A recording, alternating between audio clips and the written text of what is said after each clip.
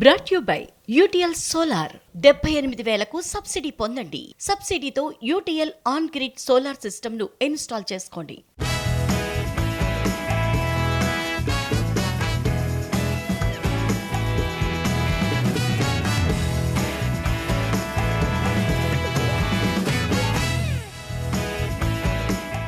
Hi, welcome to ET exclusive.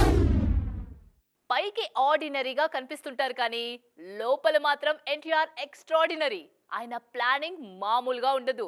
Tollywood లో మరే హీరోకు సాధ్యం కాని రేంజ్ లో తారక్ ప్లానింగ్ ఉంది ఇప్పుడు. అది గాని వర్కౌట్ అయిందా, దెబ్బకు ప్రభాస్ కంటే పైకెక్కి కూర్చుంటారు ఎన్టీఆర్.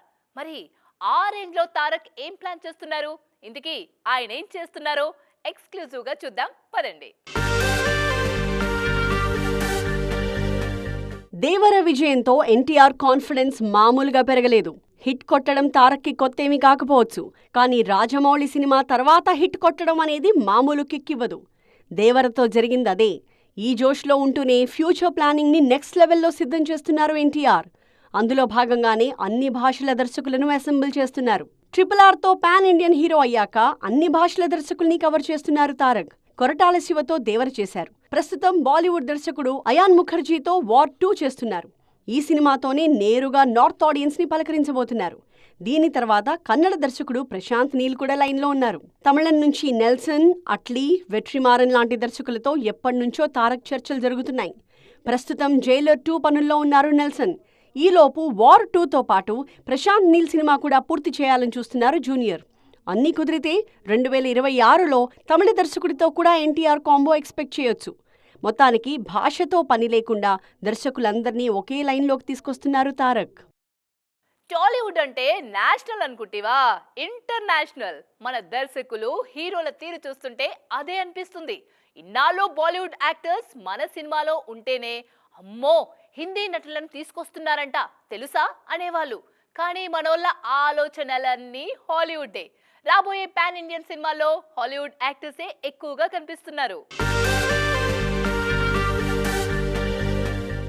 టాలీవుడ్ రేంజ్ మారిపోయిందబ్బా. మనోళ్ళంతా ఇప్పుడు హాలీవుడ్ నటుల కోసం వేట సాగిస్తున్నారు.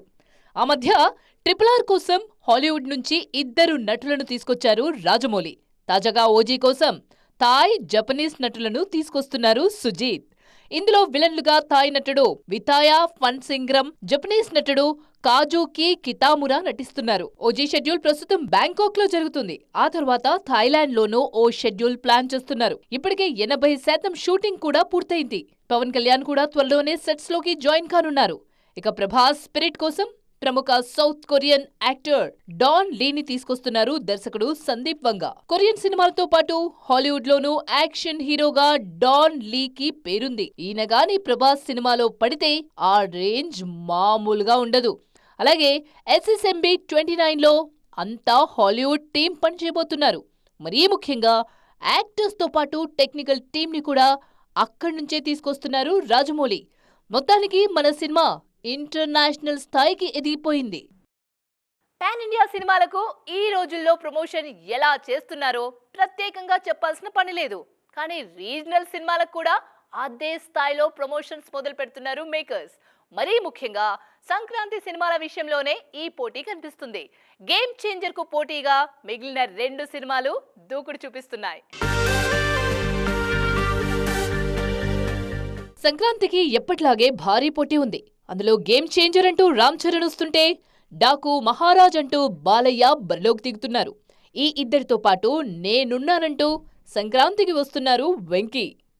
అనిల్ రావిపూడి దర్శకుడు కావడంతో సంక్రాంతికి వస్తున్నాంపై అంచనాలు బాగానే ఉన్నాయి. ఈసారి పండుగ మామూలుగా కనిపించడం లేదు. సంక్రాంతి సినిమాల్లో చూసుకుంటే ప్రమోషన్ పరంగా అందరూ దూసుకుపోతున్నారు.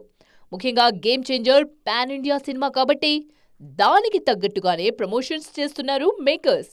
డిసెంబర్ 21న అమెరికాలో ఈ సినిమా ప్రీ రిలీజ్ ప్లాన్ చేస్తున్నారు. సుకుమార్ ఈ కార్యక్రమానికి ముఖ్య అతిథిగా రానున్నారు. గేమ్ చేంజర్ కు పోటీగా బాలయ్య, వెంకీ కూడా దూకుడు చూపిస్తున్నారు.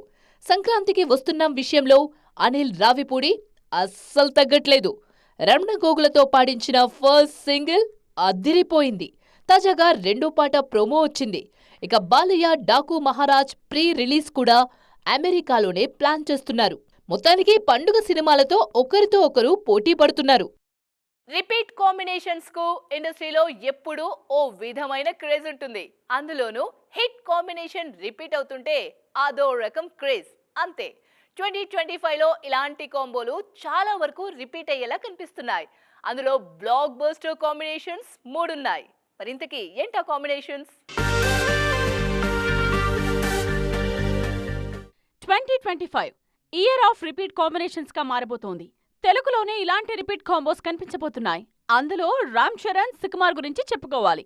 పుష్ప 2తో పాన్ ఇండియన్ డైరెక్టర్ అయిన లెక్కల మాస్టారు ఆల్రెడీ పాన్ ఇండియన్ స్టార్ అయిన చరణ్తో రంగస్థలం తరువాత చేయబోతోన్న సినిమా ఇది. రామ్ చరణ్, సుకుమార్ సినిమా 2025 సెకండ్ హాఫ్లో సెట్స్ పైకి వచ్చే అవకాశాలున్నాయి. అలాగే బాలయ్య, బోయపాటి కాంబినేషన్లో 4వ సినిమా రాబోతోంది. అదే అఖండ 2. ఈ మధ్య షూటింగ్ కూడా మొదలైంది. ఈ సినిమా రిలీజ్ డేట్ కూడా ప్రకటించారు మేకర్స్. సెప్టెంబర్ 25, 2025న దసరా కానుకగా రానుంది అఖండ 2. అల్లు అర్జున్, త్రివిక్రమ్ సైతం 4వసారి కలిసి పనిచేయబోతున్నారు. ఈ కాంబోలో భారీ పాన్ ఇండియన్ మైథలాజికల్ సినిమా రాబోతోంది. దీని బడ్జెట్ 400 కోట్లకు పైగానే ఉంటుందని అంచనా. అలాగే పూరి జగన్నాథ్, గోపీచంద్ కాంబో కూడా 2025లో రిపీట్ కానుందని తెలుస్తోంది. గతంలో ఈ ఇద్దరు గోలీమార్ సినిమాకు పనిచేశారు. మొత్తానికి 2025లో చాలా కాంబోస్ రిపీట్ కానున్నాయి.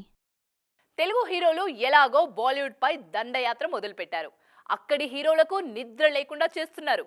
ఇప్పుడు వాళ్లకి తోడు హీరోయిన్లు కూడా బ్యాగులేసుకొని బాలీవుడ్ కు బయలుదేరుతున్నారు. అతిథుల్లా అలా వెళ్లి ఇలా రావడానికి మాత్రం కాదు, అక్కడే ఉండిపోవడానికి ప్లాన్ సిద్ధం చేస్తున్నారు. అందులో ఓ భామ అందరికంటే ముందున్నారు. మరి ఎవరామే? టాలీవుడ్ హీరోలకు మాత్రమే కాదు, హీరోయిన్స్ కి కూడా ఇప్పుడు పాన్ ఇండియా మంత్రం పనిచేస్తోంది. ముఖ్యంగా సౌత్ హీరోయిన్స్ కి అక్కడి నుంచి మంచి ఆఫర్స్ వస్తున్నాయి. ఈ క్రమంలో బాలీవుడ్ ఫ్యూచర్లో అంతా రష్మిక మందనే కనిపిస్తున్నారు. ఈమెతో 4 భారీ పాన్ ఇండియన్ సినిమాలున్నాయి. ఇప్పుడు పుష్ప 2తో నేషనల్ క్రష్ రేంజ్ మరింత పెరిగిపోయింది. ప్రస్తుతం హిందీలో ద బిజియెస్ట్ హీరోయిన్ రష్మిక. అక్కడి హీరోయిన్స్ కి కూడా రాని విధంగా ఈమెకు ఆఫర్స్ వస్తున్నాయి. విక్కీ కౌశల్ హీరోగా నటిస్తున్న ఛావాలో మహారాష్ట్ర క్వీన్ గా నటిస్తున్నారు రష్మిక. అలాగే సల్మాన్ ఖాన్ సికందర్లో కూడా హీరోయిన్ గా నటిస్తున్నారు ఈ బ్యూటీ. స్త్రీ 2 మేకర్స్ నుంచి వస్తున్న తమ్మాలో కూడా రష్మికే హీరోయిన్. ఆయుష్మాన్ ఖురానా ఇందులో హీరో. వీటన్నిటితో పాటు సందీప్ వంగా తెరకెక్కించబోయే యానిమల్ పార్క్ రష్మిక చేతిలోనే ఉంది. ఇందులో యానిమల్ పార్క్ మినహా మిగిలిన 3 సినిమాలు 2025లోనే రాబోతున్నాయి. ఇవన్నీ హిట్ అయితే రష్మిక రేంజ్ మరింత పెరగడం ఖాయం. ఆల్రెడీ మలయాళ సినిమాలను చూసి మిగిలిన ఇండస్ట్రీల కడుపు మండుతోంది. పైకి చెప్పట్లేదు కానీ అలా ఎలా తీస్తున్నారా సామి అనుకుంటున్నారు. 2024లో అయితే వాళ్ళ ఇండస్ట్రీకి తీపి గుర్తుగా నిలిచిపోతుంది. చాలా ఇండస్ట్రీలకు సాధ్యం కాని రికార్డులను మలయాళ ఇండస్ట్రీ ఈ ఏడాది సాధించింది. దీనిపైనే ఓ స్పెషల్ స్టోరీ చూసేద్దామా? మలయాళ ఇండస్ట్రీ టాప్ ఫామ్ లో ఉంది ఇప్పుడు. లెజెండ్లో బాలయ్య చెప్పినట్టు ఒకడు వాళ్లకెదురెళ్ళినా వాళ్లకు ఒకడెదురొచ్చినా కేరళ సినిమాల దెబ్బకు మటాష్ అయ్యేలా ఉన్నారు. అంతగా కాసుల వర్షం కురిపిస్తున్నాయి అక్కడి సినిమాలు. ఆ తర్వాత కూడా అదే దూకుడు చూపించింది మల్లువుడ్. తెలుగు ఇండస్ట్రీకి పోటీగా 2024లో మలయాళం సినిమాలు కూడా అద్భుతాలు చేశాయి. అలాగే మంచుమల్ బాయ్స్ 250 కోట్లు, ప్రేమలు 140 కోట్లు, ఫహద్ ఫాసిల్ ఆవేశం 150 కోట్లు, పృథ్వీరాజ్ సుకుమారన్ ఆడు జీవితం 175 కోట్లు, మమ్ముట్టి బ్రహ్మయుగం 75 కోట్లు, టొవినో థామస్ అన్వేషిపన్ 50 కోట్లు, ఏఆర్ఎం 120 కోట్లు. ఇలా సాగింది 2024లో మలయాళ ఇండస్ట్రీ దూకుడు. 2024 తొలి 5 నెలల్లోనే 1000 కోట్లు వసూలు చేశాయి అక్కడి సినిమాలు. టాలీవుడ్ కు కూడా ఈ రికార్డ్ సాధ్యం కాలేదు. సెకండ్ హాఫ్ లో కల్కి, దేవర, పుష్ప 2 రూపంలోనే మనకు 2500 కోట్లొచ్చాయి. కానీ మలయాళ సినిమాలైతే మొదట్లోనే దుమ్ము దులిపేశాయి. ఎలా చూసుకున్నా 2024 వాళ్లకు తీపి గుర్తుగా మిగిలిపోనుంది. ఇది ఇవాల్టి ఈటీ ఎక్స్క్లూజివ్. మరిన్ని ఇంట్రెస్టింగ్ న్యూస్ అప్డేట్స్ తో మళ్ళీ కలుద్దాం. Until then, keep watching TV9.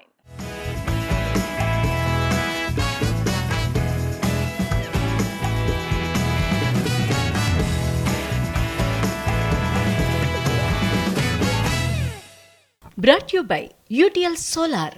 78,000కు subsidy పొందండి. సబ్సిడీతో యూటీఎల్ ఆన్ గ్రిడ్ సోలార్ సిస్టమ్ను ఇన్స్టాల్ చేసుకోండి.